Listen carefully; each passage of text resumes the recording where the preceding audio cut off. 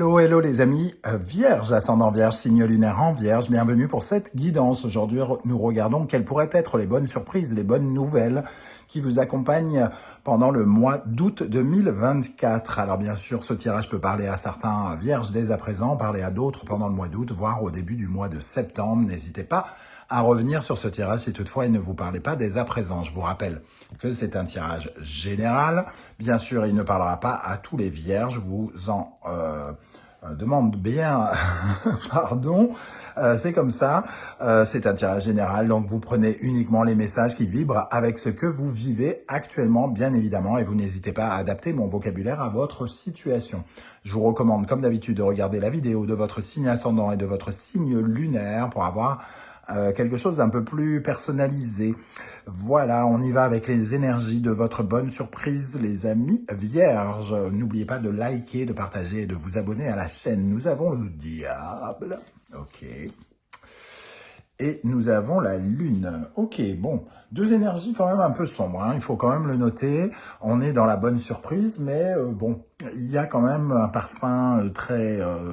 quelque chose qui traîne un peu anguille sous roche, méfiance ou quelque chose comme ça. Il est difficile de ne pas évoquer quand même ça avec deux cartes comme celle-là. En revanche, comme on est quand même dans la bonne surprise, donc dans le côté positif de ces cartes, le diable nous dit qu'on peut gagner en influence. Hein.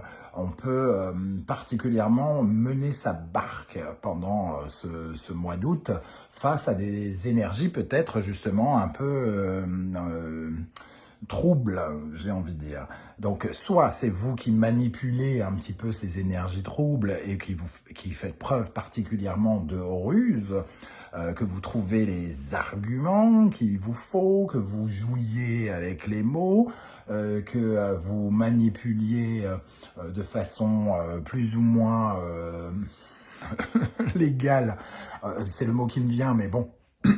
On n'est pas que dans l'illégalité avec le diable, on est dans celui qui n'a pas de, on va dire, qui n'a pas d'interdit, qui peut utiliser tous les moyens en sa possession, même les moins, même les plus sombres entre guillemets, pour aborder les choses. Ici, on vous voit essayer de manipuler un peu ces énergies d'illusion.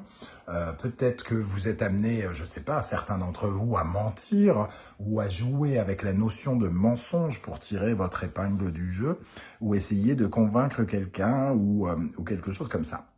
Le diable nous parle de quelqu'un qui a de l'influence, donc peut-être ici vous qui pouvez déployer davantage vos ailes, moins vous laisser avoir, reprendre comment dire, les rênes finalement de la manipulation si c'est quelqu'un qui avait tendance peut-être à vous manipuler. Et la lune, elle nous parle de renommée, donc il y a quand même dans ces deux cartes la notion un peu de réputation, de celui qui se sort peut-être toujours des intrigues de façon un peu plus ou moins rusée. Voilà, il peut y avoir de la technique et d'approche pour séduire ici quelqu'un et essayer de jouer un peu trouble, voire jouer double. Hein, je ne sais pas comment expliquer, mais voyez comment ça peut vous parler ici. 15 et 18, nous avons 33. 33, donc nous avons l'énergie de l'amoureux. Oui, jouer, entre guillemets, voilà. Hein. On est encore dans le charme, dans l'esthétisme, le jeu de la beauté, entre guillemets. On essaye soit on essaye de persuader quelqu'un de nous aimer, on joue comme ça un petit peu un jeu. Alors là, ce sont des énergies de la bonne surprise, donc il faut y voir le côté peut-être positif des choses, comment vous arrivez à tirer votre épingle du jeu. Évidemment, on n'est pas loin d'une certaine limite à ne pas franchir l'illégalité, l'argent sale, le mensonge, tout ça, hein. Donc on n'est jamais très très loin avec ces deux énergies. Et avec l'amoureux, on peut jouer un peu sur deux tableaux, entre guillemets.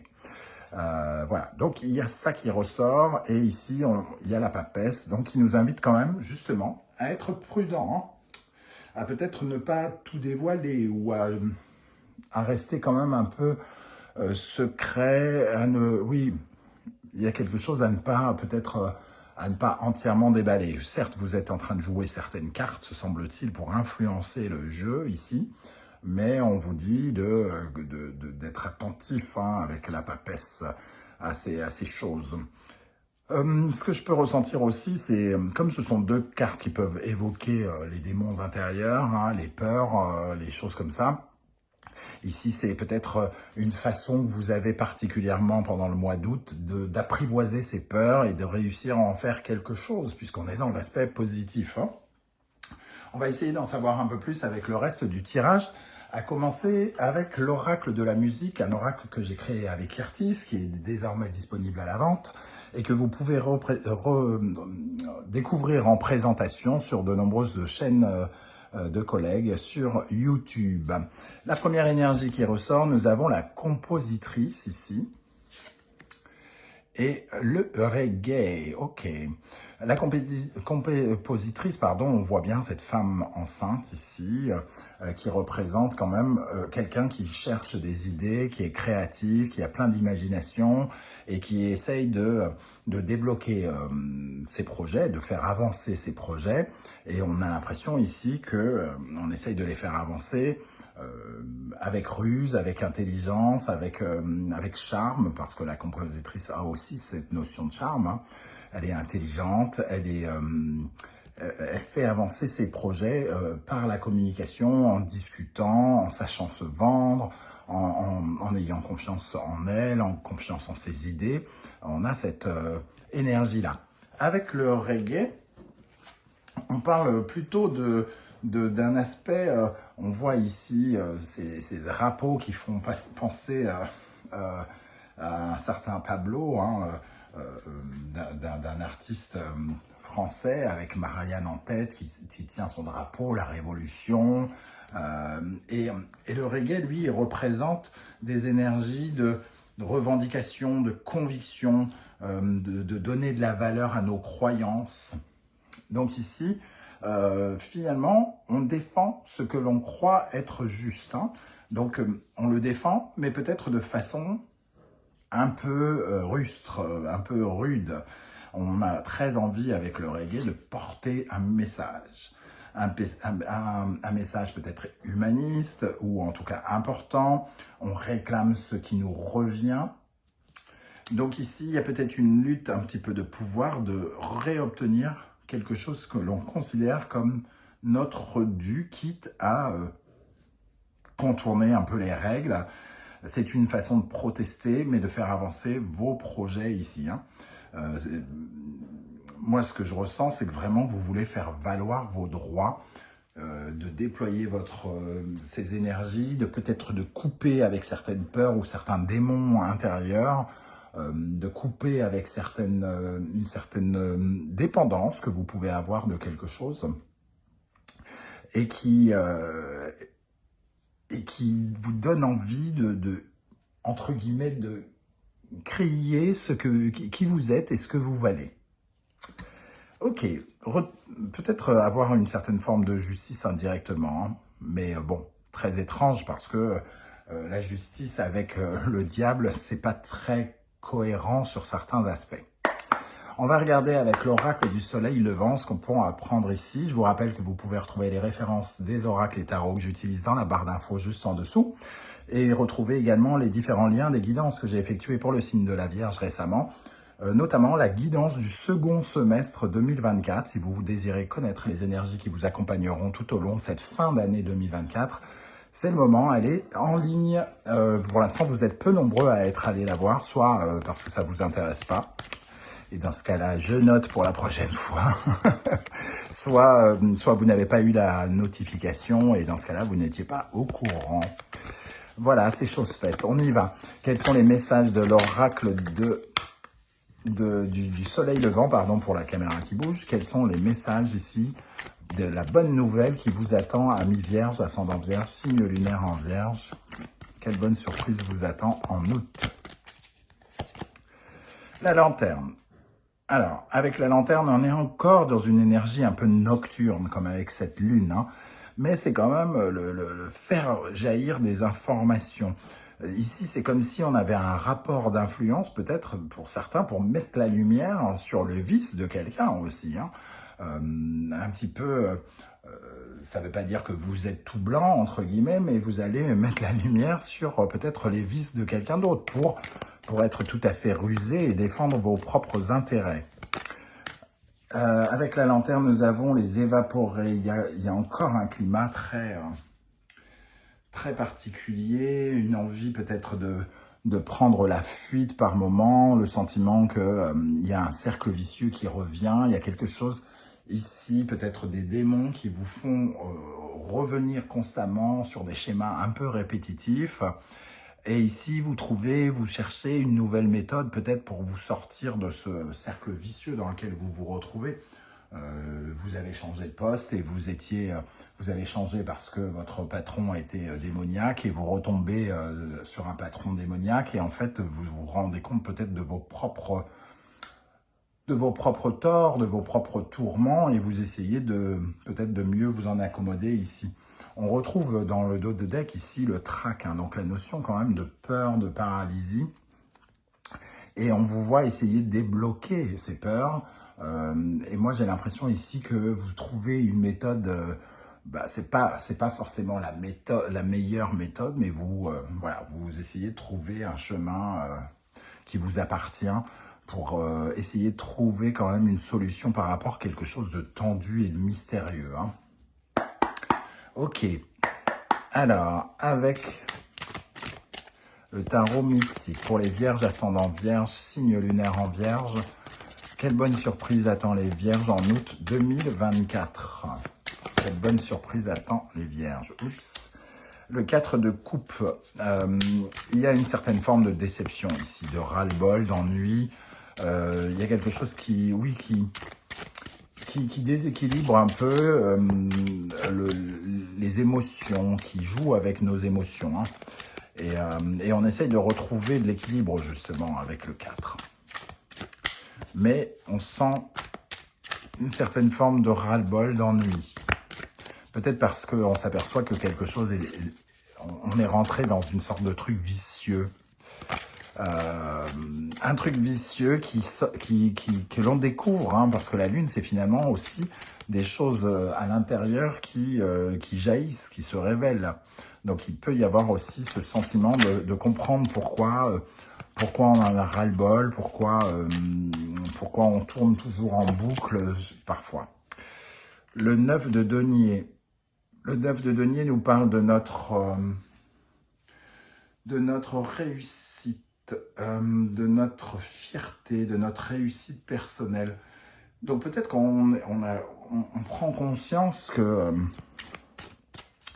notre réussite personnelle est un peu soit bafouée, soit un peu laissée de côté, qu'on n'écoute pas totalement cette envie d'épanouissement, cette envie de résultat, cette envie d'abondance, cette envie de sécurité. On peut être bloqué pour certains hein, par rapport à cette notion de réussite et d'abondance.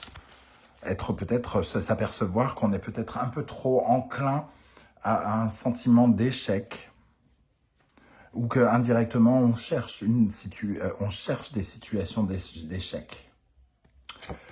Ok, 7 de denier.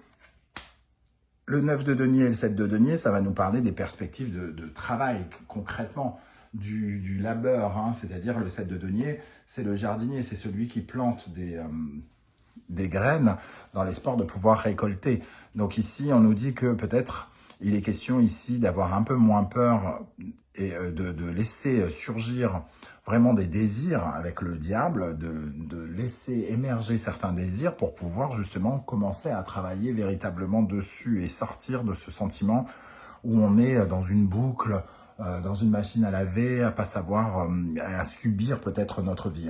On a peut-être l'impression de subir sa vie et on découvre ici quelque chose pendant le mois d'août. Hein.